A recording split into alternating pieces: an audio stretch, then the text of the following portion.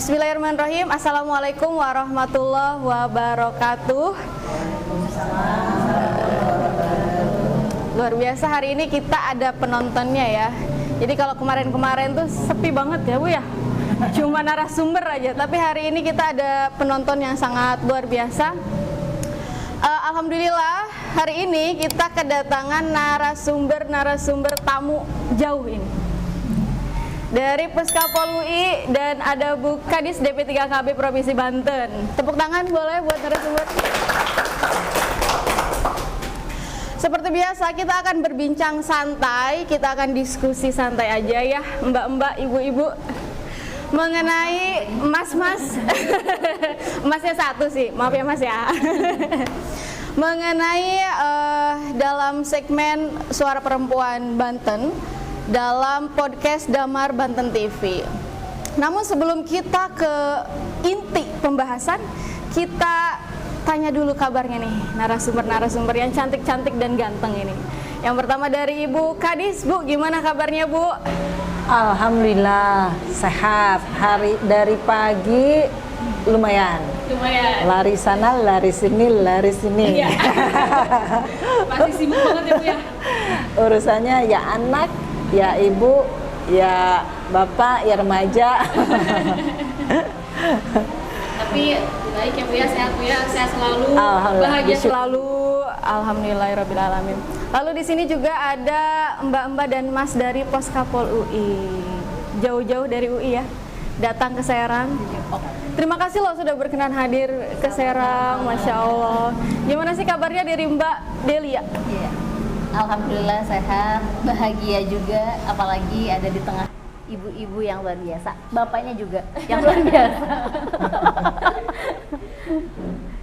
Sehat ya Mbak ya? Alhamdulillah. Gimana Mbak Alhamdulillah Lia? sama semuanya. Saya rasa kita semua ya 2 hari ini merasa bahagia, meskipun capek, banyak aktivitas, tapi kayaknya energinya nggak habis-habis gitu. Jadi saya senang banget berada di dalam lingkaran energi positif teman-teman perempuan di KPPI Banten.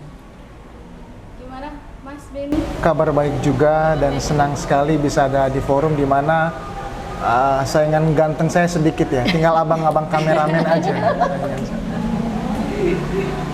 Alhamdulillah semuanya dalam keadaan baik, Bu Kadis baik, sehat, bahagia walaupun kesibukannya padat.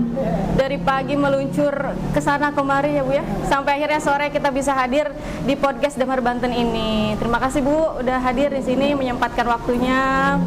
Lalu juga mbak-mbak dan mas dari Puskapol UI juga alhamdulillah keadaannya sehat, baik, bahagia, walaupun kita 2 hari sedang ada kegiatan ya, dan alhamdulillah sudah ditutup Bu.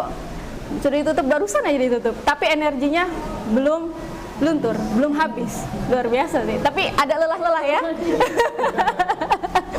Oke, kita mau tahu nih pengalaman dari Puskapol UI, backgroundnya seperti apa daripada narasumber kita.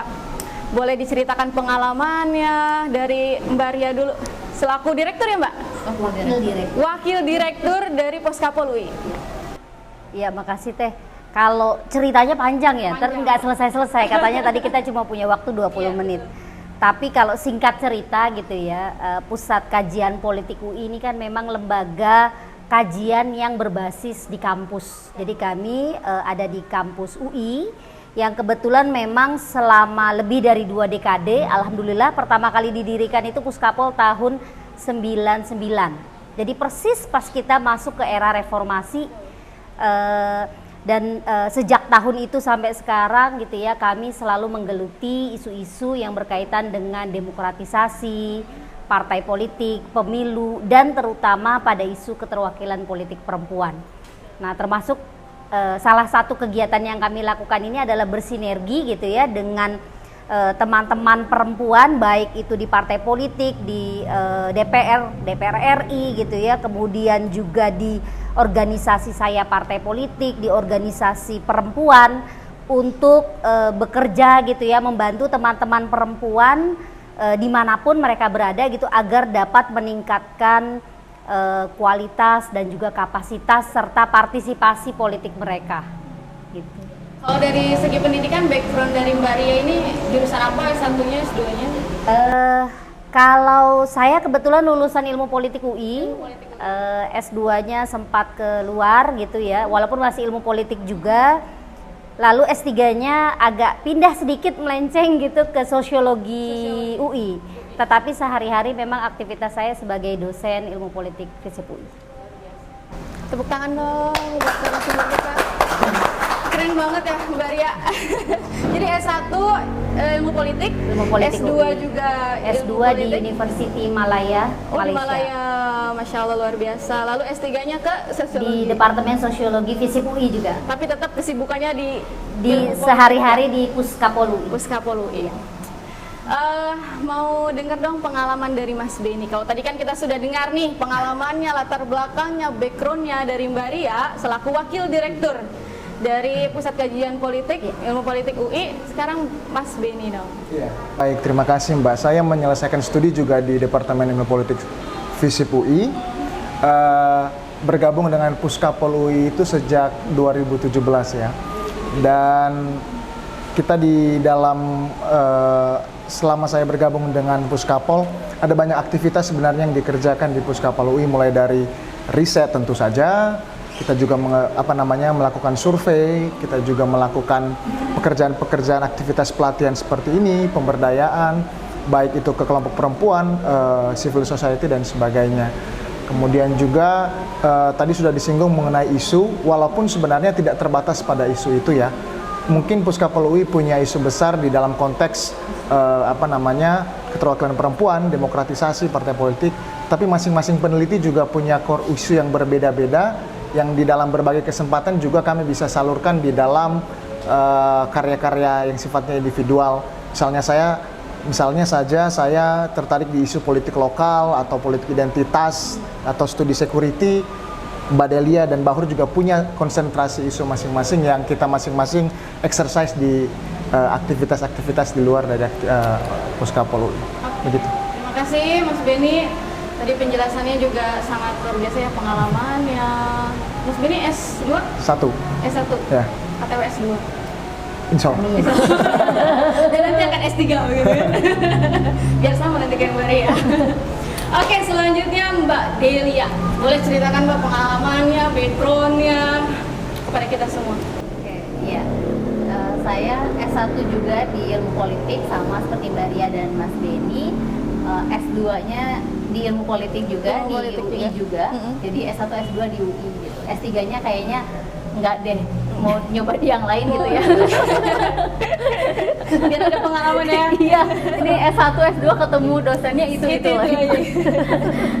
Nah, sama ya, bergabung sama Mas Beni juga di tahun 2017. Dan posisinya sebagai peneliti di Puskapol UI. Kalau Mas Beni tadi ada concern terkait dengan isu politik lokal, politik identitas dan lain sebagainya. Kalau saya memang lebih concern S1 saya skripsinya terkait dengan gerakan sosial. Lalu S2 berkaitan dengan pemilu. Dan concern di yang lain sebetulnya adalah tentang perempuan dan politik. Perempuan gitu. dan politik. Iya. Oke, luar biasa. Tertarik nggak jadi nanti misalkan mencalonkan diri gitu? We will see ya. kita lihat ke depannya. Nggak tahu tapi sekarang Wah, ini godaan ini buat peneliti Puskapol ini.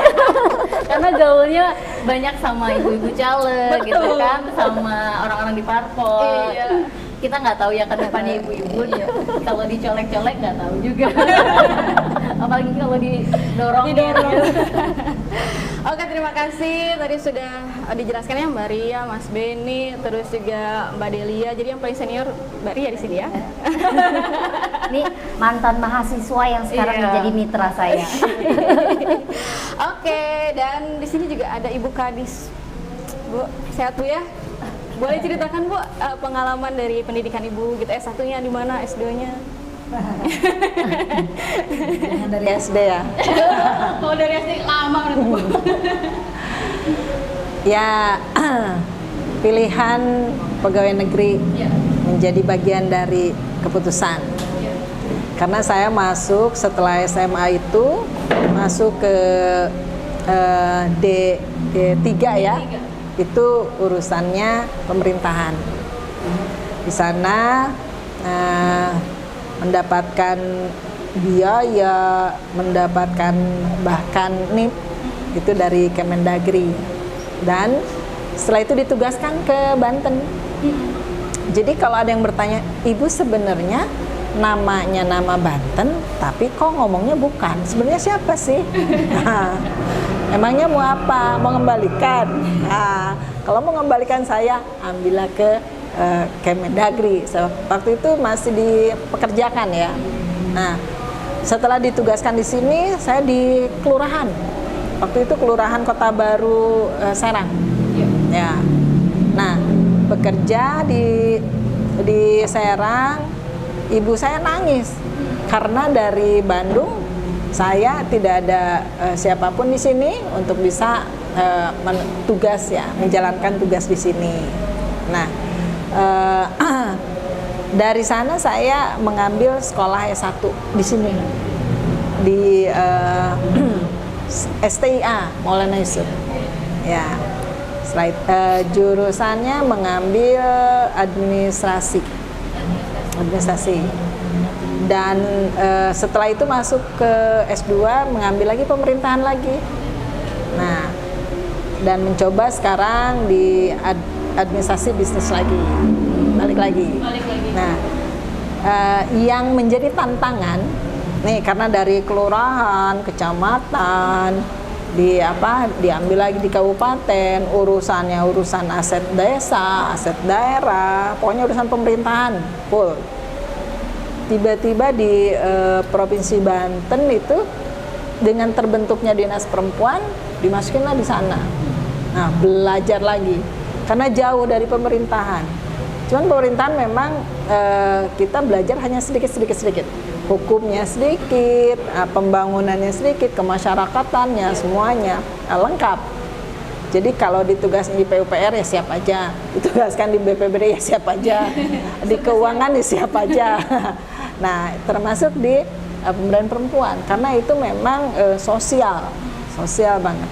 Tapi memang ini menjadi tantangan karena bagian dari penyelenggaraan pemerintahan itu ya tidak luput dari pemerintahan, pembangunan, dan kemasyarakatan. Jadi saya mengambil dari pemerintahan juga, kemasyarakatan juga. Jadi saya pernah berada di lingkup biro pemerintahan yang berkaitan dengan Komisi 1 dan sebagainya, dan sekarang masuk di kemasyarakatan. Luar biasa ya. Dari administrasi ya Bu ya tadi ya. Administrasi, pemerintahan, balik lagi administrasi. administrasi mencoba untuk menerapkan kembali. Oke, terima kasih Bu. Pengalamannya sangat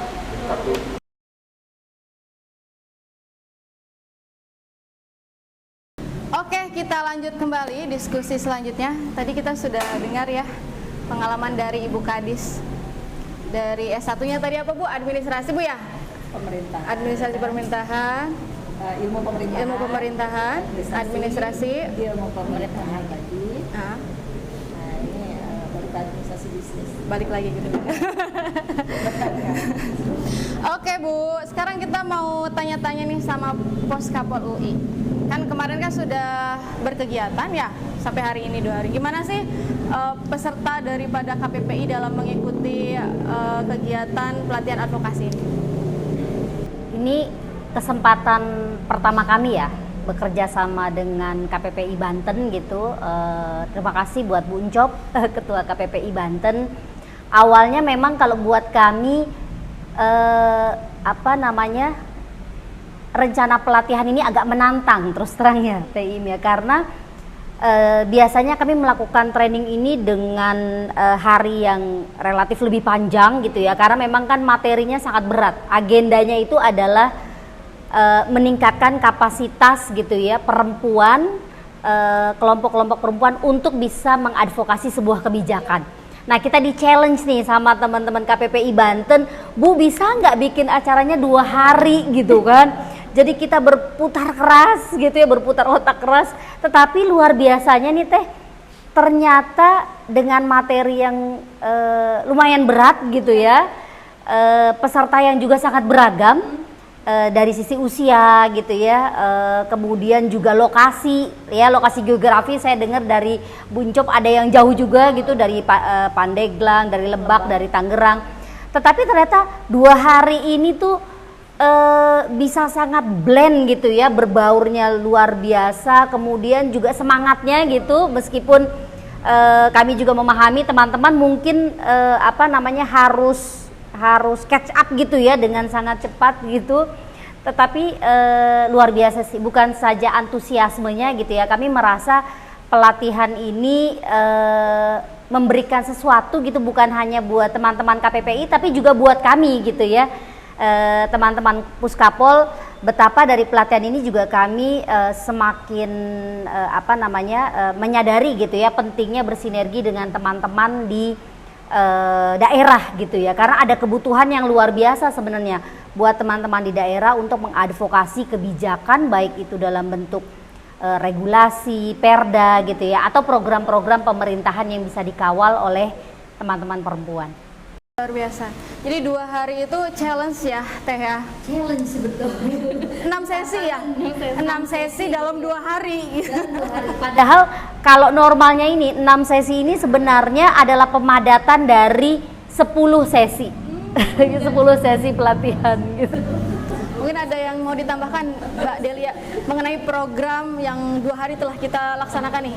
Iya, menambahkan ya, jadi memang tahun ini berarti pelatihan offline kita yang lagi, pertama tahun gitu ya, ini setelah vakum WFH gitu ya.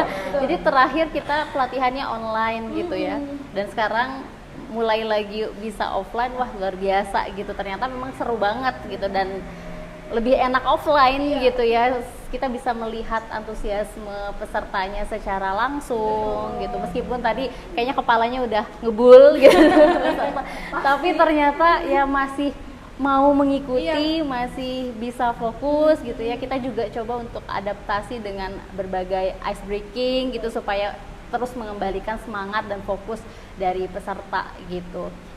Mungkin karena tadi ya 2 hari sangat padat, kita harus mengakalinya, berarti banyakin ice breakingnya, lalu juga metodenya gitu ya, lebih banyak partisipatif gitu, membangkitkan teman-teman atau ibu-ibu untuk senantiasa catch up terus gitu ya dengan materi yang kita bawa gitu.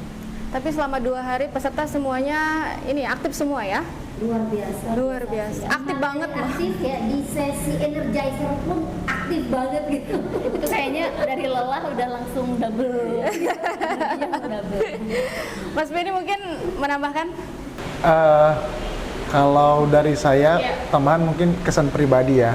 Ini pengalaman pertama di memfasilitasi forum yang semua perempuan secara offline ya. Secara offline. Dan itu memaksa merubah cara pikir, cara pendekatan di dalam kemudian memfasilitasi forum.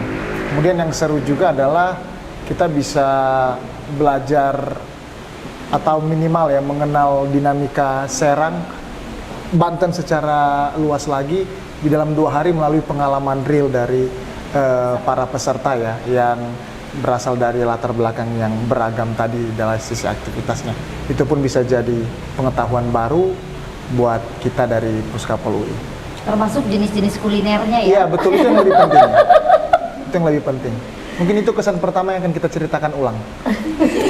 Sebetulnya kita yang banyak mendapat informasi juga gitu ya dari peserta. Iya, oke. Tapi pernah nggak sebelumnya ke Serang ini? Dari Mbak Masih? Saya pernah jadi supervisor surveinya Puskapol di Kota Serang. Seminggu saya kurang lebih di sini. Seminggu tinggal di Serang. Oke, itu tadi penjelasannya mengenai pelatihan selama 2 hari. Intinya seru banget. Pesertanya juga aktif, energik gitu kan ya. Dan para bisa disebutnya apa? Trainer ya? Fasilitator juga sangat senang ya berhadapan dengan ibu-ibu gitu kan. Apalagi Mas Benny nih kayaknya karena kan cowok berhadapan sama ibu-ibu semua satu forum.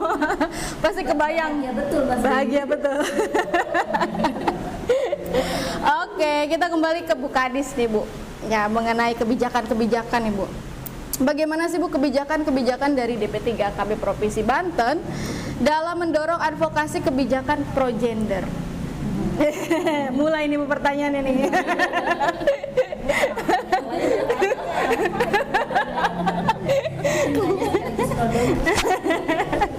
Biarinlah pertanyaannya apa, jawabannya juga apa aja, bebas ya. Saya sebenarnya ingin mengapresiasi ya, karena kolaborasi pentahelix ini terjadi di Kaukus ini. Akademisi, media, kami pemerintah, dan juga lembaga ya Kaukus Perempuan ini sebetulnya satu kekuatan. Jadi saya ingin memberikan tantangan, kalau ini udah bersatu 2024 naik apa tidak. Nah itu tantangan, karena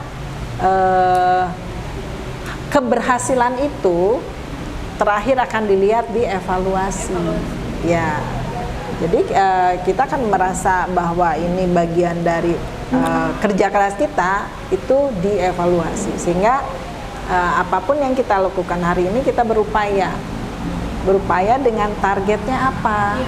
Nah, kalau dikaitkan dengan program kegiatan, pasti di program kegiatan kami ya mengacu kepada program unggulan, program strategis pusat maupun nasional maupun daerah. Nah, yang di dalamnya ada memang keterkaitan dengan perempuan, keterkaitan dengan gender, dan ini juga dapat dilihat pada indeks pemberdayaan gender, indeks pembangunan gender, ini juga akan menentukan. Nah, sekarang seberapa bagus sih untuk IDG dan IPG ini? Ternyata untuk perempuan ya masih kurang dan harus ditingkatkan. Sekarang posisi di ekonomi sudah bagus karena dikeroyok, tapi ternyata di dua ini untuk profesional dan juga keterwakilan politik itu ternyata yang harus digenjot. Nah, bagaimana untuk bisa di breakdown? Ya kita kembali lagi kepada kondisi yang ada sekarang ini. Bagaimana belum ketercapaian 30% ya PR bersama. Padahal jumlah penduduknya laki-laki dan perempuan itu sama, tapi masih ada gap di pendidikan untuk lulusan. Sekarang lulusan SMP, lulusan SMA. Kalau kita gapnya punya lulusan SMP, berarti hajar tuh kegiatan yang di SMP. Berarti dia harus melakukan lagi sekolah informal sampai dia setara dan sejajar. Nah, ini juga bagian dari bagaimana program-program kegiatan dari perencanaan dan penganggaran. Ini juga kami dibantu dan didukung oleh perempuan di parlemen. Ini juga bagian upaya untuk bagaimana keterwakilan politik perempuan ini ya bisa dicapai gitu. Sehingga kalau saat ini saya merasa ini sudah tepat, ada perguruan tingginya terkait dengan riset, terkait dengan teori, terkait dengan apapun, bersama-sama dengan kelembagaannya Kaukusnya yang notabene dia berada di lapangan, implementasinya, permasalahannya, kondisinya. Nah, kebijakan di pemerintah dalam hal ini DP3KB yang akhirnya nanti berimbas kepada dari perencanaan penganggaran dan juga pelaksanaan, hasilnya akan ditentukan di evaluasi. Dan ini satu kebahagiaan bagi kami karena kelembagaan ini ya sudah berjalan dan melahirkan perempuan-perempuan yang nantinya bisa mengedukasi perempuan lain, sehingga yang 2 hari ini mungkin itu bibit itu bakal yang dia akan menjadi duta di perempuan lain untuk menyebarkan kebaikan-kebaikan yang ada. Ternyata menjadi perwakilan perempuan di politik itu yaitu memberi pekerjaan yang memberikan kemaslahatan untuk perempuan yang banyak. Nah, ini diberikan dengan ya bagaimana dari teori ataupun dari riset yang ada itu betul-betul dilakukan. Karena biasanya perguruan tinggi itu meriset. Nah, kita juga bingung ini nunggu mana hasil risetnya. Ya contoh kecil aja. Kalau risetnya makanan, misalkan bandeng yang hasil risetnya bisa menjadi 2 minggu kekuatannya, kan kita masyarakat tuh nunggu. Nah itu, jadi dengan adanya perguruan tinggi yang terjun langsung, memiliki tanggung jawab juga. Jadi kalau pengangguran banyak, stunting banyak, ataupun terkait dengan kemiskinan banyak, ya kita balik lagi, hari perguruan tingginya kemana nih? Ayo kita bareng-bareng. Nah, pentahelix ini ya coba kita tetap tingkatkan, dan mudah-mudahan ada perbaikan hasil nanti di output dan outcome-nya. Biarin ya, pertanyaan apa, jawaban apa. Luar biasa. Iya, jadi bukan cuma ini ya, bukan di riset aja yang teori aja, tapi tidak diimplementasikan gitu kan. Biasanya gitu, bukan di sama diskusi aja kan. Enggak, jarang diikutsertakan, jarang terjun kan. Kalau dilihat kan ini UI, semua perguruan tinggi itu kan orang-orang the best, yang punya punya penelitiannya itu ya sampai sekecil mungkin. Dia errornya itu kan, error marginnya itu kan, risetnya itu betul-betul, apalagi keterkaitan dengan kesehatan itu kan betul-betul nggak boleh ada error sekalipun. Nah ini kesempatan. Jadi ini saya apresiasi juga untuk Kaukus yang memang sudah tepat, manakala ini pentahelix ini ya bisa dikembangkan, dan kita melihat hasil setelah dari pertemuan ini ada perbaikan atau tidak, dan juga hasilnya bisa terpantau. Nah ini barangkali bisa terus saja terevaluasi terus. Oke, terima kasih Bu Gadis. Keren pokoknya Bu Gadis. Nomor sepatu. Di belakang layar. Oke, sekarang kita ke Puskapol. Ya, kalau tadi kita sudah berbicara pengalaman, lalu juga pelatihan selama 2 hari. Sekarang kita mau tanya sih, bagaimana sih cara pembuatan kebijakan publik yang baik dalam perspektif gender? Dari wakil direktur. Ini pertanyaan berat nih. Harusnya nih pertanyaannya barusan ke Bu Kadis nih. Tadi sedang masih Pertanyaan apa, jawaban apa? Bebas. Ya. Tapi memang kalau bicara soal kebijakan publik yang baik itu satu hal gitu ya. Kemudian kebijakan publik yang berperspektif gender itu juga satu hal lain. Yang dua-duanya sebenarnya PR kita ya di Indonesia. Saya kira problemnya bukan hanya di tingkat daerah, tapi bahkan di tingkat nasional sekalipun gitu ya. Bu Kadis ya.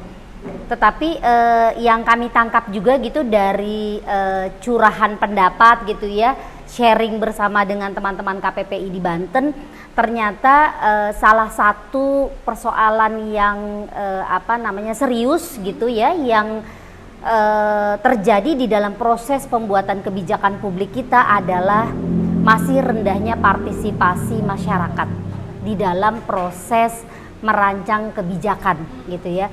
Jadi kita kemudian punya banyak kebijakan gitu, tetapi seringkali kebijakan itu hanya diketahui segelintir kelompok saja gitu ya, atau ketika di dalam prosesnya minim keterlibatan. Ada keterlibatan publik tetapi mungkin sifatnya hanya prosedural saja gitu ya.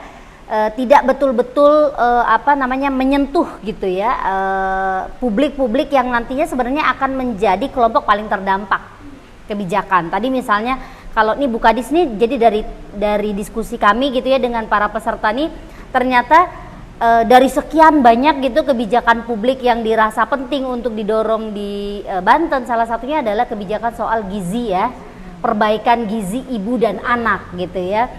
Dan alhamdulillahnya juga dari hasil 2 hari pelatihan ini, teman-teman sudah menyepakati isu ini menjadi isu bersama yang nantinya akan didorong gitu ya.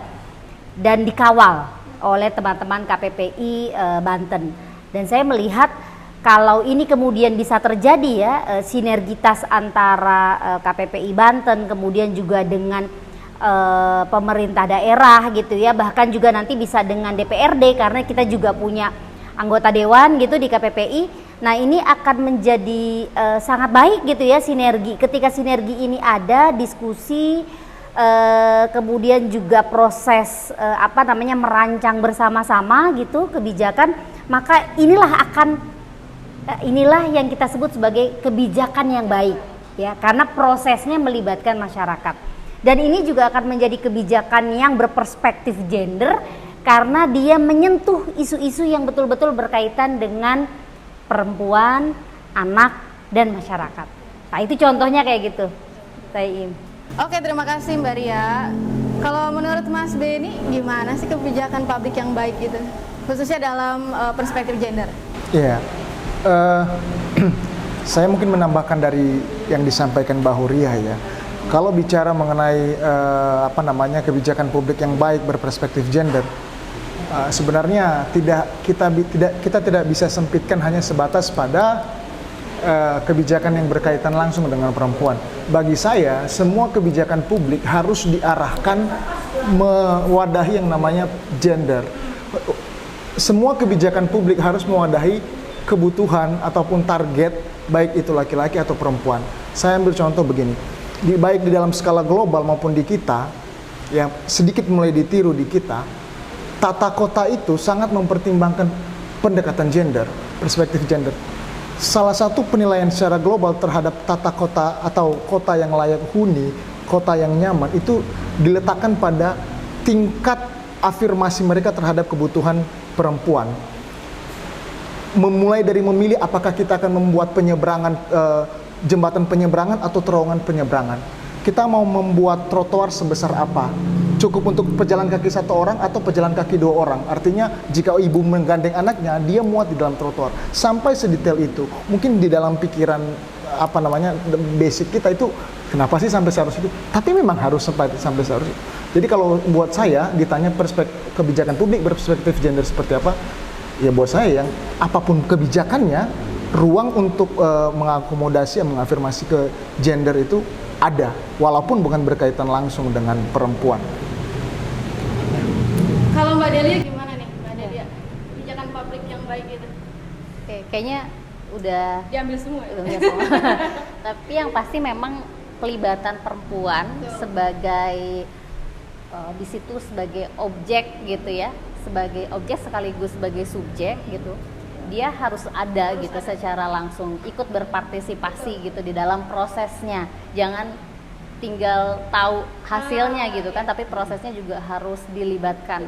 Nah itulah yang kita coba dorong gitu ya, bagaimana memperkenalkan proses mereka mengenali pelaku kebijakannya, pemangku kebijakannya, toolsnya dalam mendorong satu kebijakan gitu, supaya nantinya pelibatan mereka gitu di dalam proses kebijakan itu menghasilkan kebijakan yang pro terhadap isu-isu yang mereka dorong gitu, isu-isu yang perempuan dorong, sehingga outputnya adalah kebijakan yang berbasis atau pro terhadap perempuan gitu. Jadi pelibatan perempuan dan mengembangkan ya pengetahuan, pengalaman perempuan untuk mengenali pelaku, pemangku kepentingan, terus juga tahu toolsnya, itu menjadi satu rangkaian yang insya Allah gitu ya akan menghasilkan satu kebijakan yang tepat gitu dan punya perspektif gender gitu, karena kan perempuan mengalami sendiri gitu ya isu-isu itu. Iya, betul. Jadi kalau kata Mbak Delia, perempuan harus diikutsertakan gitu kan dalam proses pembuatan kebijakan publik gitu. Pada intinya kebijakan publik yang baik itu ya kebijakan yang bisa diterima gitu kan oleh semua elemen gitu kan, masyarakat menerima, lalu pemerintah juga mengeluarkannya juga dengan enak gitu kan, kalau misalnya masyarakatnya juga menerima. Itu baru bisa disebut kebijakan publik yang baik. Tapi kan seringkali ada kebijakan publik gitu ya dari pemerintah, masyarakat tidak menerima gitu. Artinya kan dalam suatu proses perumusan kebijakan publiknya itu ada hal-hal yang dilewatkan mungkin ya. Masyarakatnya tidak dilibatkan atau perempuannya tidak dilibatkan gitu kan. Sehingga tidak menciptakan kebijakan publik yang baik yang bisa diterima oleh seluruh masyarakat gitu. Bu Kadi, satu lagi pertanyaan boleh? Satu aja Bu. Ini gampang sih Bu nih. Karena kan kemarin kita sudah melakukan pelatihan ya KPPI Provinsi Banten. Jadi dari hasil pelatihan 2 hari ini ada usulan dari KPPI Provinsi Banten mengenai Raperda tentang stunting Bu. Gimana tanggapan Ibu mengenai hal tersebut? Ini tugas bersama ya. Tugas bersama negara. Karena ternyata mulai dari pemerintah pusat sampai tingkatan desa semuanya harus berbicara stunting sekarang ini. Untuk melaksanakan stunting itu harus ada komitmen. Yang pertama itu menjadi pilar pertama dari 5 pilar strategi percepatan penurunan stunting. Jadi pilar yang pertama itu adalah bagaimana komitmen visinya kepemimpinan dalam hal ini kepala daerah, baik tingkatan pusat, provinsi, kabupaten kota sampai tingkatan kepala desa. Nah, salah satunya adalah bagaimana dasar hukum itu dikeluarkan. Dasar hukum di kami mungkin untuk sementara ini karena mengacu kepada Perpres 72 tahun 2001 ini mengeluarkan berupa peraturan gubernur. Tapi untuk komitmen antara legislatif dan eksekutif biasanya diperkuat oleh peraturan daerah. Nah, ini berarti semua memikirkan tentang percepatan penurunan stunting, sehingga Provinsi Banten bagian dari 12 provinsi prioritas. Coba bayangkan, merupakan 5 provinsi terbesar yang memiliki angka yang tinggi di nasional. Itu perlu percepatan dengan segera. Dari angka 24,5 itu kami harus menurunkan 2024 itu 14% sesuai dengan arahannya Presiden. Tapi kembali lagi, kebijakan pimpinan maunya 0%. Berarti ini harus masif.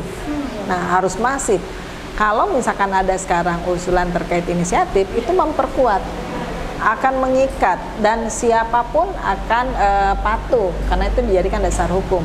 Nah, sekarang kembali lagi, sebetulnya stunting ini sudah dilakukan dari 2018 ya. Memang kapasitasnya adalah di kesehatan. Nah, tetapi ternyata dari pola asuh, dari sanitasi, dari perilaku itu merupakan pilar yang kedua strateginya yang harus dilakukan.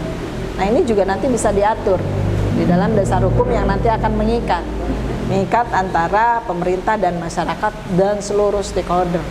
Oleh karena itu, percepatan penurunan stunting ini ya siapapun yang bisa berbuat sesuai dengan tugas dan pokok fungsinya masing-masing ya lakukan. Karena ini harus diselesaikan dari hulu sampai hilir. Hulunya mulai dari remaja, calon pengantin, dan juga ibu hamil, ibu menyusui, dan juga anak yang dilahirkan.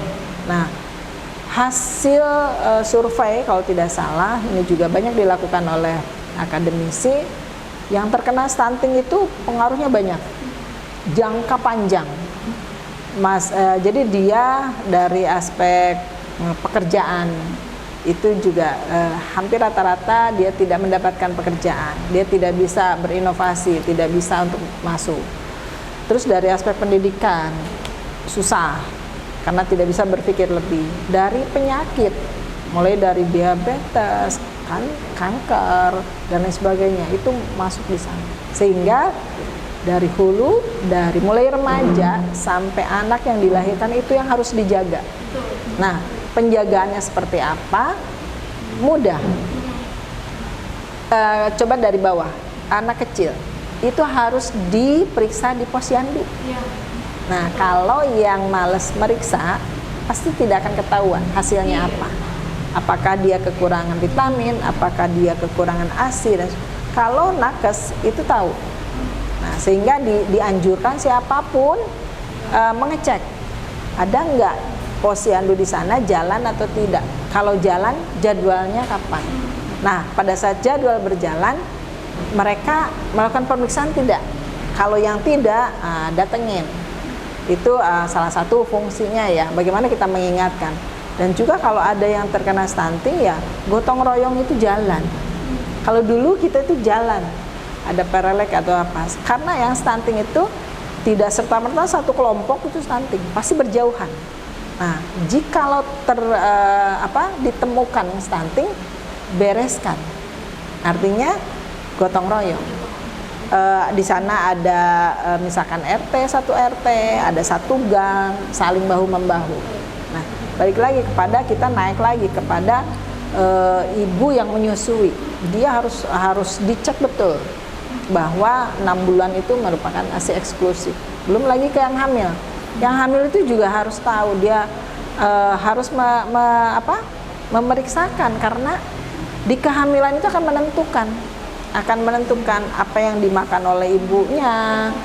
Jadi ya berkaitan penuh dengan perempuan. Nah, oleh karena itu saya sangat senang kalau ini berkaitan dengan stunting, karena setelah ibu melahirkan, kehamilan, dan juga masuk kepada hulunya di perempuan, yaitu ternyata tablet tambah darah itu menjadi satu dari remaja itu yang bisa upaya untuk mencegah stunting, untuk anemia ya. Oke, terima kasih Ibu Kadis. Enggak kok, pokoknya kalau Bu Kadis yang ngomong. Enggak Bu, udah. Iya, jadi kita banyak pengetahuan baru, sangat luar biasa gitu kan mengenai stunting. Jadi intinya stunting itu ya tugas kita bersama ya Bu ya, stakeholders gitu kan. Terus Umpan baliknya udah disambut tadi. Iya, oke. Nggak kerasa Bu, kita sudah 30 menit bersama, bahkan lebih ini. Sebenarnya seneng banget ini ya, pengen terus gitu kita bisa berbincang lebih lama lagi, namun kita harus sampai di sini perbincangan kita. Mungkin kita bisa di lain waktu Bu ya, kita bisa ngobrol lagi mengenai kebijakan-kebijakan yang ada di DP3KB Provinsi Banten, lalu juga mengenai stunting dan lain-lain. Juga terima kasih kepada Puskapol UI, terima kasih atas kehadirannya. Seneng banget bisa ketemu mbak-mbak cantik dan Mas ganteng. Mas ganteng. Oke, itulah bincang santai kita di hari ini. Berbicara tentang kebijakan publik itu sangat banyak banget ya yang harus kita bahas gitu tuh. Bahkan tadi disebutkan pelatihan 2 hari itu nggak cukup gitu kan, nggak cukup loh pelatihan 2 hari itu. 30 menit. Apalagi 30 menit ini kita ngomong gitu ya, kita ngebahas tentang kebijakan publik, lalu advokasi, lalu tadi juga mengenai apa Bu, stunting ya Bu ya. Tapi itulah yang bisa kita share ke teman-teman. Jangan lupa teman-teman, boleh dong ya minta bantuannya like, comment, and subscribe. Oke Bu? Like, Subscribe. like, comment, and subscribe. Namun sebelumnya mohon maaf bila ada kata-kata yang salah. Mohon maaf ya Bu ya kalau misalnya pertanyaannya. Mohon maaf ya Mbak ya. Ya Mas ya. Enggak susah kan Bu ya? Terima kasih dan mohon maaf sebelumnya. Tetap saksikan kita di podcast Damar Banten TV. Boleh sama-sama bilang like, comment, and subscribe podcast Damar Banten TV. Sekali lagi. Sekali lagi ya. Jangan lupa like, comment, and subscribe podcast Damar Banten TV.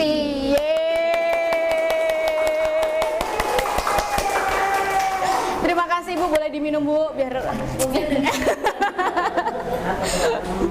udah selesai.